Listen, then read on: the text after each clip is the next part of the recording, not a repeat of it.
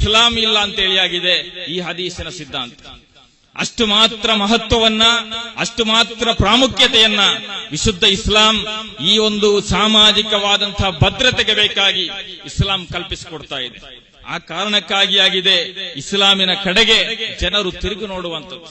ಈ ಕಾರಣಕ್ಕಾಗಿಯಾಗಿದೆ ಇಸ್ಲಾಂ ಯಾವತ್ತೂ ಕೂಡ ಪ್ರಸ್ತುತತೆಯಿಂದ ಕೂಡಿರುವಂತದ್ದು. ಅಷ್ಟು ಮಾತ್ರ ಅಲ್ಲ, ಈ ಕಾರಣಕ್ಕಾಗಿ ಮಾತ್ರ ಆಗಿದೆ ಇಸ್ಲಾಮಿನ ವಿರುದ್ಧ ಷಡ್ಯಂತ್ರಗಳು ನಡೆಯುವಂತದ್ದು ಕೂಡ. ಹೇಳಿದ್ರೆ ಇಸ್ಲಾಂ ಒಂದು ಸಾಮಾಜಿಕ ಬದಲಾವಣೆಯ ಕಡೆಗೆ ಜನರ ಚಿಂತನೆಯನ್ನ ಕೊಂಡು ಹೋಗುವ, ಅಥವಾ ಒಬ್ಬ ವ್ಯಕ್ತಿ ಅವನ ವೈಯಕ್ತಿಕ ಆರಾಧನೆಗಳ ಹೊರತಾಗಿ ವೈಯಕ್ತಿಕ ಆರಾಧನೆಗಳ ಜೊತೆಗೆ ಒಂದು ಸಮಾಜದಲ್ಲಿ ಜೀವಿಸುವಾಗ ಸಮಾಜದಲ್ಲಿರುವ ಪ್ರತಿಯೊಬ್ಬ ಮನುಷ್ಯರನ್ನ ಗೌರವಿಸಬೇಕಾದ, ಪ್ರತಿಯೊಬ್ಬ ಮನುಷ್ಯನಿಗೆ ನ್ಯಾಯವನ್ನ ದೊರಕಿಸಿಕೊಡಬೇಕಾದ, ಪ್ರತಿಯೊಬ್ಬ ಮನುಷ್ಯನ ಆಗುಹೋಗುಗಳಲ್ಲಿ ಸ್ಪಂದಿಸಬೇಕಾದ, ಅವನ ಕಷ್ಟ ನಷ್ಟಗಳಲ್ಲಿ ಜೊತೆಗಿರಬೇಕಾದಂತ ಒಂದು ಸಮೂಹವಾಗಿದೆ ವಿಶುದ್ಧ ಇಸ್ಲಾಂ ಅಂತ ಹೇಳುವಂತದ್ದು ಅನ್ನುವಂತ ನಾವಿಲ್ಲಿ ಗಮನಿಸಬೇಕಾಗಿದೆ. ಆದ್ದರಿಂದ ಇಸ್ಲಾಮಿನ ಘನತೆ, ಇಸ್ಲಾಮಿನ ಸ್ವಾಭಿಮಾನ ಯಾವತ್ತೂ ಕೂಡ ಅದೇ ರೀತಿ ಉಳಿಯುತ್ತದೆ. ಅದನ್ನ ಪ್ರಸ್ತುತಪಡಲಿಕ್ಕೆ, ಅದನ್ನ ಇತರ ಧರ್ಮೀಯರಿಗೆ ತಿಳಿಸಿಕೊಡ್ಲಿಕ್ಕೆ ಈ ಮಾನವ ಸೌಹಾರ್ದ, ಇಸ್ಲಾಂ ಕೊಟ್ಟಂತ ಮಾನವ ಸೌಹಾರ್ದವನ್ನ ತೋರಿಸಿಕೊಡ್ಲಿಕ್ಕೆ ನಮ್ಮಿಂದ ಸಾಧ್ಯ ಆಗ್ಬೇಕು. ಬಹುಶಃ ಜಗತ್ತಿನಲ್ಲಿ ಮೊತ್ತ ಮೊದಲಿಗೆ ಸೋಷಿಯಲಿಸಂ, ಸಮಾಜವಾದವನ್ನ ಪ್ರತಿಪಾದಿಸಿದಂತಹ ಧರ್ಮ ಅದು ಇಸ್ಲಾಂ ಧರ್ಮ ಆಗಿದೆ. ಮೊತ್ತ ಮೊದಲಿಗೆ ಸಮಾಜವಾದವನ್ನ ಪ್ರತಿಪಾದಿಸಿರುವಂತದ್ದು.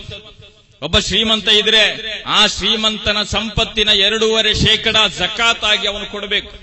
ಜಕಾತ್ ಆಗಿ ಕೊಡಬೇಕು ಅಂತ ಹೇಳುವಾಗಲೂ ಕೂಡ ಇಸ್ಲಾಂ ಅಲ್ಲಿ ಪ್ರತಿಪಾದಿಸುವಂತದ್ದು ಅವನು ಕೊಡುವಂತಹ ಜಕಾತ್ ಅದೊಂದು ದಾನ ಅಲ್ಲ, ಬದಲಿಗೆ ಆ 2.5% ಅವನ ಹಣದ ಸಂಪತ್ತಿನ ಒಂದು ಭಾಗ ಅದು ಬಡವನ ಹಕ್ಕಾಗಿದೆ. ಅದು ಬಡವನ ಹಕ್ಕಾಗಿದೆ. ಆ ಹಕ್ಕನ್ನ ಕಸಿಬೇಕು.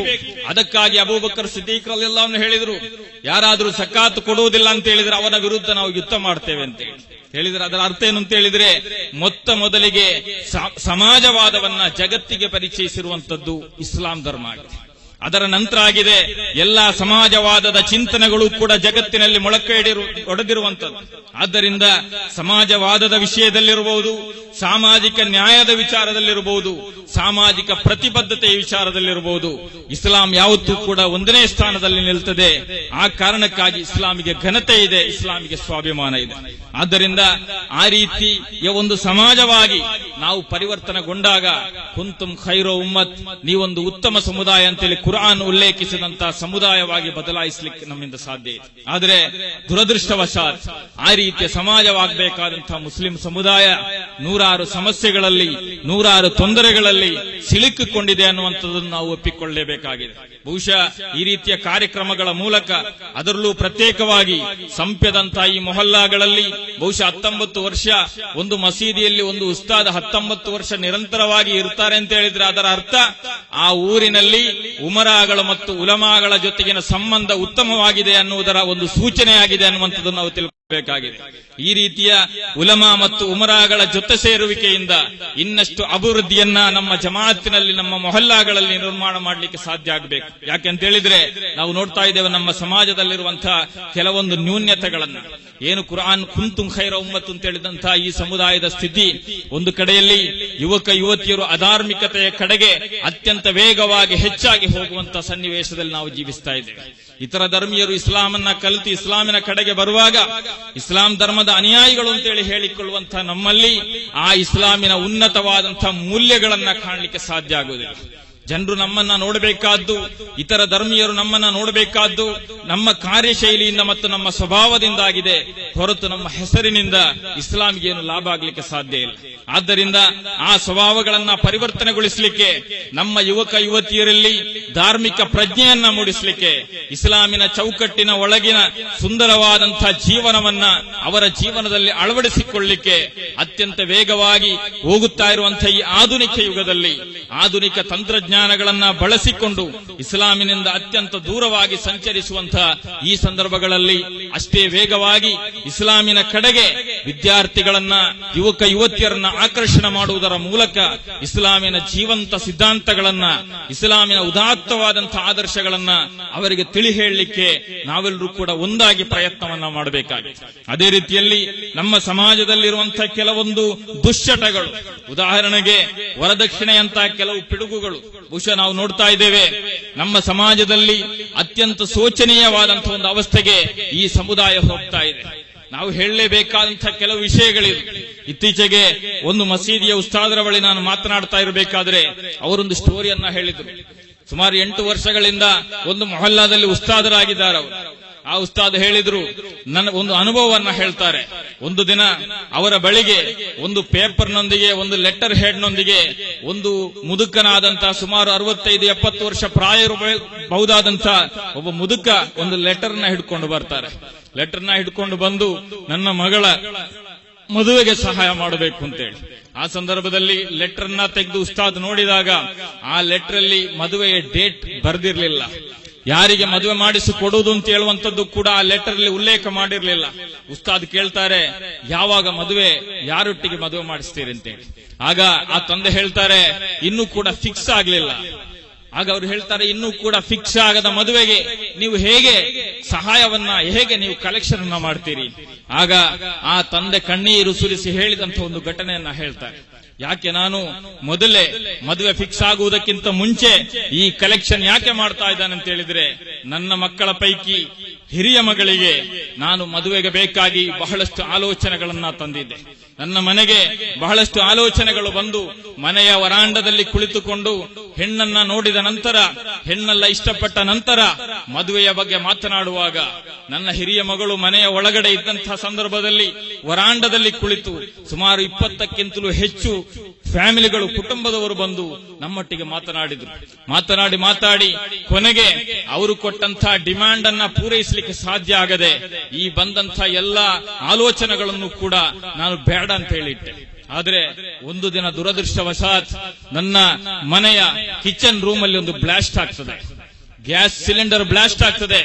ಬ್ಲಾಸ್ಟ್ ಆಗಿ ನನ್ನ ಹಿರಿಯ ಮಗಳು ಆ ಒಂದು ಗ್ಯಾಸ್ ಸಿಲಿಂಡರ್ ಬ್ಲಾಸ್ಟ್ ಅಲ್ಲಿ ಮರಣ ಹೊಂದ್ತಾಳೆ. ಮರಣ ಹೊಂದಿದಾಗ ಆಶ್ಚರ್ಯವಾಯಿತು, ಯಾವ ರೀತಿ ಬ್ಲಾಸ್ಟ್ ಆಯ್ತು ಅಂತೇಳಿ ಪರಿಶೀಲನೆ ಮಾಡುವಾಗ ನನ್ನ ಹಿರಿಯ ಮಗಳು ಆ ಬ್ಲಾಸ್ಟ್ ಆಗುವುದಕ್ಕಿಂತ ಮುಂಚೆ ಬರೆದಿಟ್ಟಂತಹ ಒಂದು ಕಾಗದ, ಒಂದು ಲೆಟರ್ ನನಗೆ ಸಿಕ್ಕಿತ್ತು. ಆ ಲೆಟರ್ ಅಲ್ಲಿ ನನ್ನ ಮಗಳು ಬರೆದದ್ದೇನು ಅಂತ ಹೇಳಿದ್ರೆ, ನನಗಾಗಿ ಬಹಳಷ್ಟು ಆಲೋಚನೆಗಳೊಂದು ಮಾತನಾಡಿದಾಗ ತಂದೆಗೆ ಅದನ್ನ ಪೂರೈಸಲಿಕ್ಕೆ ಸಾಧ್ಯ ಆಗಲಿಲ್ಲ. ಆದ್ದರಿಂದ ಇನ್ನು ನನಗೆ ಬೇಕಾಗಿ, ನನ್ನ ಮದುವೆಗೆ ಬೇಕಾಗಿ ಇನ್ನು ಎಷ್ಟು ಕಾಲ ನೀವು ಪ್ರಯತ್ನವನ್ನ ಮಾಡ್ತೀರಿ, ಎಷ್ಟು ಕಾಲ ನೀವು ನಿದ್ದೆಯನ್ನ ಬಿಡ್ತೀರಿ, ಎಷ್ಟು ಕಾಲ ನೀವು ಕಣ್ಣೀರನ್ನ ಸುರಿಸ್ತೀರಿ. ಆದ್ದರಿಂದ ನನಗೆ ಬೇಕಾಗಿ ಇನ್ನು ಯಾವತ್ತೂ ಕೂಡ ನೀವು ಕಣ್ಣೀರು ಸುರಿಸುವ ಅಗತ್ಯ ಇಲ್ಲ ಅಂತ ಹೇಳಿಕೊಂಡು ಆ ಮಗಳು ಒಂದು ಕಾಗದವನ್ನ, ಪತ್ರವನ್ನ ಬರ್ಕೊಂಡು ಆ ಮಗಳು ಸೂಸೈಡ್ ಮಾಡ್ತಾಳೆ, ಆತ್ಮಹತ್ಯೆ ಮಾಡ್ತಾಳೆ. ನಾವು ಗಮನಿಸಬೇಕಾದ್ದು, ಆ ತಂದೆ ಹೇಳ್ತಾರೆ, ಈ ಕಾರಣಕ್ಕಾಗಿ ಇನ್ನಿರುವಂತಹ ನನ್ನ ಮಗಳಿಗೆ ಮದುವೆ ಮಾಡಿಸುವುದಕ್ಕಿಂತ ಮುಂಚೆ, ಆಲೋಚನೆಗಳು ಮನೆಗೆ ಬರುವುದಕ್ಕಿಂತ ಮುಂಚೆ ನನ್ನ ಕೈಯಲ್ಲಿ ಇಷ್ಟು ಹಣ ಶೇಕಡಾದ್ರೆ ಮಾತ್ರ ನಾನು ಈ ಬಗ್ಗೆ ಮಾತನಾಡ್ತಾನೆ. ಇಲ್ಲ ಅಂತ ಹೇಳಿದ್ರೆ ಇನ್ನು ಉಳಿದ ಮಕ್ಕಳು ಕೂಡ ನನ್ನಿಂದ ನಷ್ಟ ಹೊಂದ್ತಾರೆ ಅಂತ ಹೇಳುವಂತಹ ಭಯ ನನ್ನಲ್ಲಿದೆ ಅಂತೇಳಿ ಒಂದು ತಂದೆ ಕಣ್ಣೀರು ಹಾಕಿ ಹೇಳ್ತಾರೆ. ಬಹುಶಃ ಇದು ಒಂದು ತಂದೆಯ ಕಣ್ಣೀರು ಮಾತ್ರ ಅಲ್ಲ, ಇದು ನಮ್ಮ ಸುತ್ತಮುತ್ತಲಿನಲ್ಲಿ, ನಮ್ಮ ಪರಿಸರದಲ್ಲಿ ಈ ರೀತಿ ನೂರಾರು ಕಣ್ಣೀರು ಸುರಿಸುವಂತಹ ತಂದೆಯಂದಿರು, ತಾಯಿಯಂದಿರು, ಸಹೋದರಿಯಂದಿರು ಇದ್ದಾರೆ ಅನ್ನುವಂಥದ್ದನ್ನ ನಾವು ಗಮನಿಸಬೇಕಾಗಿದೆ. ಆದ್ದರಿಂದ ಈ ವರದಕ್ಷಿಣೆಯನ್ನ ಕೇಳುವಂತದ್ದನ್ನ ನಿರಾಕರಿಸಲಿಕ್ಕೆ, ವರದಕ್ಷಿಣೆಯನ್ನ ತೆಗೆದು ಮದುವೆಯಾಗುವುದಿಲ್ಲ ಅಂತ ಹೇಳುವ ಪ್ರತಿಜ್ಞೆಯನ್ನ ಕೈಗೊಳ್ಳಲಿಕ್ಕೆ, ವರದಕ್ಷಿಣೆಯನ್ನ ಕೊಟ್ಟು ಅಥವಾ ವರದಕ್ಷಿಣೆಯನ್ನ ನನ್ನ ಮಗನಿಗೆ ಕೇಳುವುದಿಲ್ಲ ಅಂತ ಹೇಳುವಂತಹ ಪ್ರತಿಜ್ಞೆಯನ್ನ ಮಾಡಲಿಕ್ಕೆ ನಮಗೆ ತಯಾರಾಗಬೇಕಾಗಿದೆ. ಅದರೊಟ್ಟಿಗೆ ನಮ್ಮ ಸಹೋದರಿಯರು ಕೂಡ ಈ ಆಡಂಬರದ ಮದುವೆಯ ಹಿಂದೆ ಅಥವಾ ಆಭರಣದ ಅಮಿತವಾದಂತಹ ಪ್ರೇಮದ ಹಿಂದೆ ಒಂದು ಘಟನೆ ಆಯ್ತು, ಹೇಳಲೇಬೇಕಾಗ್ತದೆ. ಒಬ್ಬ ಸಹೋದರ ಗಲ್ಫಿನಲ್ಲಿ ದುಡಿದು ಬಹಳ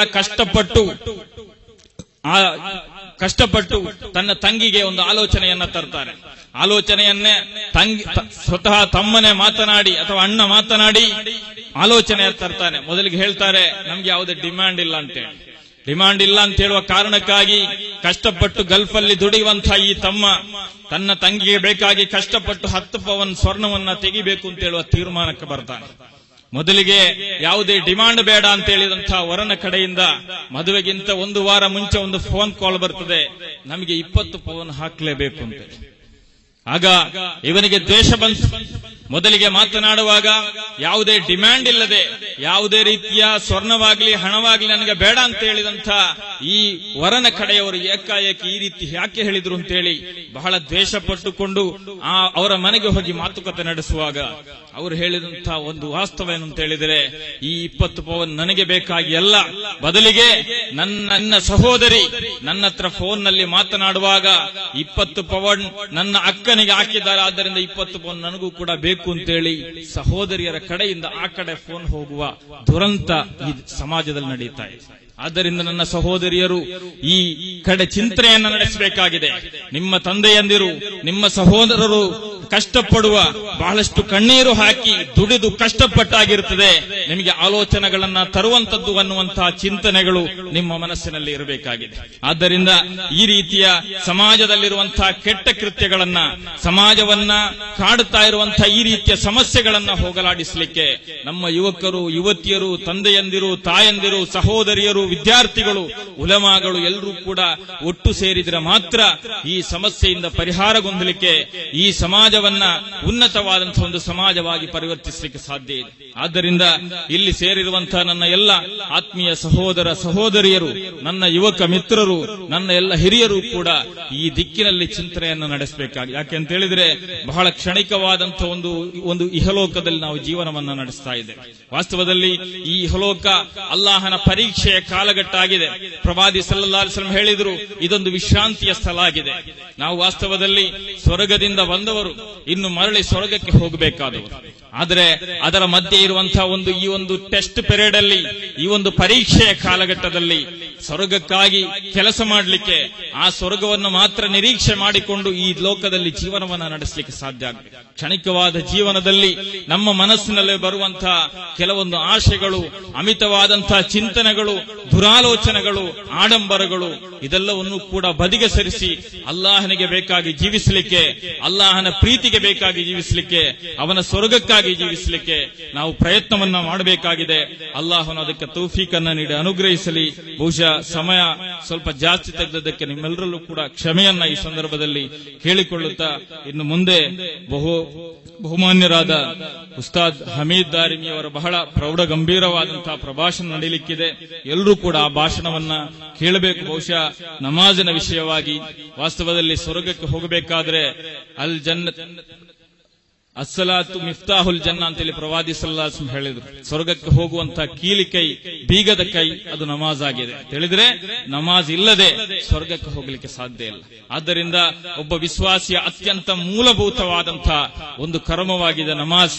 ಆ ನಮಾಜಿನ ಬಗ್ಗೆ ಇನ್ಶಾ ಅಲ್ಲಾಹ್ ಬಹಳ ವಿಶಾಲವಾದ ಅರ್ಥಗರ್ಭಿತವಾದಂತಹ ಒಂದು ಪ್ರಭಾಷಣ ಉಸ್ತಾದ್ ಹಮೀದ್ ದಾರಿಮಿ ಅವರಿಂದ ನಡೀಲಿಕ್ಕಿದೆ.